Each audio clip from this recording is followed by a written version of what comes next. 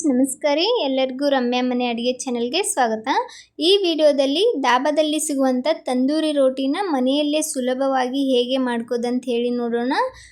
ಇದು ಹೇಗೆ ಮಾಡೋದಂತ ಹೇಳಿ ನೋಡೋದಕ್ಕಿಂತ ಮುಂಚೆ ಇನ್ನೂ ಚಾನಲ್ಗೆ ಯಾರು ಸಬ್ಸ್ಕ್ರೈಬ್ ಆಗಿಲ್ಲ, ದಯವಿಟ್ಟು ಚಾನಲ್ಗೆ ಸಬ್ಸ್ಕ್ರೈಬ್ ಆಗಿ. ಈ ತಂದೂರಿ ರೋಟಿಯನ್ನು ಮಾಡಲಿಕ್ಕೆ ನಾನಿಲ್ಲಿ ಒಂದು ಮಿಕ್ಸಿಂಗ್ ಬೌಲ್ ತೊಗೊಂಡು ಅದಕ್ಕೇನೆ 1 ಸ್ಪೂನಷ್ಟು ಸಕ್ಕರೆಯನ್ನು ಸೇರಿಸ್ಕೊಂಡಿದ್ದೀನಿ. ನಂತರ ಅದಕ್ಕೇನೆ ಒಂದು 4-5 ಚಮಚದಷ್ಟು ಮೊಸರನ್ನು ಹಾಕ್ತಾಯಿದ್ದೀನಿ. ನಂತರ ಅದಕ್ಕೇನೆ ಒಂದು ಅರ್ಧ ಬೌಲ್ನಷ್ಟು ಹಾಲನ್ನು ಸೇರಿಸ್ಕೊಂಡು ಇವಾಗ ಇದನ್ನು ಚೆನ್ನಾಗಿ ಮಿಕ್ಸ್ ಮಾಡ್ಕೊಳ್ಳೋಣ. ಮೊಸರೆಲ್ಲ ಪೂರ್ತಿ ಚೆನ್ನಾಗಿ ಪ್ಲೇನ್ ಆಗಬೇಕು, ಹಾಗೆ ಸಕ್ಕರೆ ಎಲ್ಲ ಕರಗಬೇಕು, ಅಲ್ಲಿವರೆಗೂ ಇದನ್ನು ಚೆನ್ನಾಗಿ ಈ ಥರ ಮಿಕ್ಸ್ ಮಾಡ್ಕೊಳ್ಳಿ. ನಂತರ ಇದಕ್ಕೇನೆ ಒಂದು 2.5 ಬೌಲ್ನಷ್ಟು ಮೈದಾ ಹಿಟ್ಟನ್ನು ಸೇರಿಸ್ಕೊಂಡಿದ್ದೀನಿ. ಮೈದಾ ಹಿಟ್ಟು ಹಾಕ್ಕೊಂಡ ನಂತರ ಒಂದು ಅರ್ಧ ಚಮಚಕ್ಕಿಂತ ಕಡಿಮೆ ಬೇಕಿಂಗ್ ಸೋಡಾ ಹಾಕ್ಕೊಂಡು ಅರ್ಧ ಚಮಚದಷ್ಟು ಬೇಕಿಂಗ್ ಪೌಡ್ರನ್ನ ತೊಗೊಂಡಿದ್ದೀನಿ. ನಂತರ ರುಚಿಗೆ ತಕ್ಕಷ್ಟು ಉಪ್ಪನ್ನು ಹಾಕ್ಕೊಂಡು ಒಂದು 2 ಚಮಚದಷ್ಟು ಕುಕ್ಕಿಂಗ್ ಆಯಿಲ್ನ ಯೂಸ್ ಮಾಡ್ತಾಯಿದ್ದೀನಿ. ಅಡುಗೆಗೆ ಯಾವ ಎಣ್ಣೆ ಬಳಸ್ತೀರೋ ಅದೇ ಎಣ್ಣೆನ ಹಾಕ್ಕೊಳ್ಬೋದು. ಇವಾಗ ಇದನ್ನು ಚೆನ್ನಾಗಿ ಮಿಕ್ಸ್ ಮಾಡ್ಕೊಳ್ಳೋಣ. ಈ ಥರ ಮೊದಲಿಗೆ ಚಮಚದಿಂದ ಮಿಕ್ಸ್ ಮಾಡಿಬಿಟ್ಟು ನಂತರ ಇದನ್ನು ಕೈಯಿಂದ ಚೆನ್ನಾಗಿ ನಾದ್ಕೋಬೇಕಾಗುತ್ತೆ. ನಿಧಾನವಾಗಿ ಇದನ್ನು ಚೆನ್ನಾಗಿ ನಾದ್ಕೊಳ್ಳಿ. ನೋಡ್ಬೋದು, ನಾನು ಇದನ್ನು ಈ ಥರ ನಾದಿ ಇಟ್ಕೊಂಡಿದ್ದೀನಿ. ಈ ಥರ ನಾದ್ಬಿಟ್ಟು ಇದನ್ನು ಒಂದು ಅರ್ಧ ಗಂಟೆ ರೆಸ್ಟಿಗೆ ಇಡೋಣ.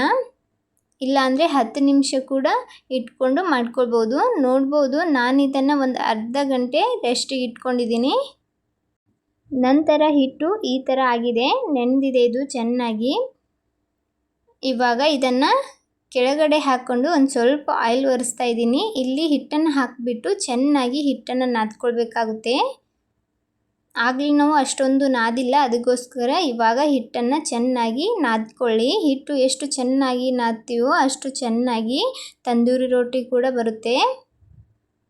ಇವಾಗ ಹಿಟ್ಟನ್ನು ಚೆನ್ನಾಗಿ ನಾದಿದ ನಂತರ ಇದನ್ನು ಎಷ್ಟು ಬೇಕೋ ಅಷ್ಟು ಉಳ್ಳೆಗಳಾಗಿ ಮಾಡಿಡ್ತಾ ಇದ್ದೀನಿ. ನಾನು ನಾದಿರೋ ಹಿಟ್ಟಲ್ಲಿ ಒಂದು 6-7 ತಂದೂರಿ ರೋಟಿನ ಮಾಡ್ಕೊತಾ ಇದ್ದೀನಿ.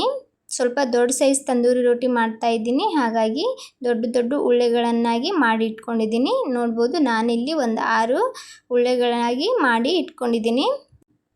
ಇವಾಗ ಒಂದೊಂದು ಉಳ್ಳೆಯನ್ನು ತಗೊಂಡು ಕೆಳಗಡೆ ಒಂದು ಸ್ವಲ್ಪ ಎಣ್ಣೆಯನ್ನು ಒರೆಸ್ಬಿಟ್ಟು ಅದನ್ನು ಮೊದಲು ಸ್ವಲ್ಪ ಕೈಯಿಂದ ಈ ಥರ ತೆಳ್ಳಗೆ ಮಾಡ್ಕೊಳ್ಳಿ. ನಂತರ ಒಂದು ಸ್ವಲ್ಪ ಕರೋಂಜಿ ಸೀಡ್ಸ್ ಮತ್ತು ಒಂದು ಸ್ವಲ್ಪ ಕೊತ್ತಂಬರಿನ ಮೇಲ್ಗಡೆ ಗಾರ್ನಿಷಿಗೋಸ್ಕರ ಹಚ್ಕೊಂಡಿದ್ದೆ. ಇದು ಇಲ್ಲದೇನೂ ಸಹ ಹಾಗೇನೂ ಮಾಡ್ಕೊಳ್ಬೋದು.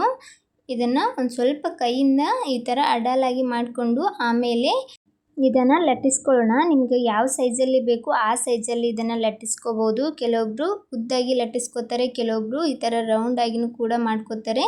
ನಿಮಗೆ ಯಾವ ಶೇಪಲ್ಲಿ ಬೇಕು ಆ ಶೇಪಲ್ಲಿ, ಯಾವ ಸೈಜಲ್ಲಿ ಬೇಕು ಆ ಸೈಜಲ್ಲಿ ಅದನ್ನು ಲಟ್ಟಿಸ್ಕೊಂಡು ಈ ಥರ ಕೈ ಮೇಲ್ಗಡೆ ಹಾಕ್ಕೊಂಡು ಅದರ ಹಿಂದಿನ ಸೈಡ ಒಂದು ಸ್ವಲ್ಪ ನೀರನ್ನು ಒರೆಸ್ಬಿಟ್ಟು ಅದನ್ನು ಕೈದಿರುವ ಹಂಚು ಮೇಲ್ಗಡೆ ಹಾಕ್ಕೊಂಡು ಒಂದು ಸೈಡ್ ಚೆನ್ನಾಗಿ ಬೇಯ್ದ ನಂತರ ಈ ಥರ ಇದನ್ನು ಉಲ್ಟಾ ಹಿಡ್ಕೊಂಡು ಆ ಶಾಖಕ್ಕೆ ಬೇಯಿಸ್ಕೋಬೇಕು.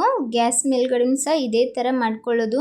ನೋಡ್ಬೋದು ಇವಾಗ ಎಷ್ಟು ಚೆನ್ನಾಗಿ ತಂದೂರಿ ರೋಟಿ ಬಂದಿದೆ ಅಂಥೇಳಿ. 2 ಸೈಡಲ್ಲೂ ಕೂಡ ಚೆನ್ನಾಗಿ ಇದು ಬೇಕಾಗಿದೆ.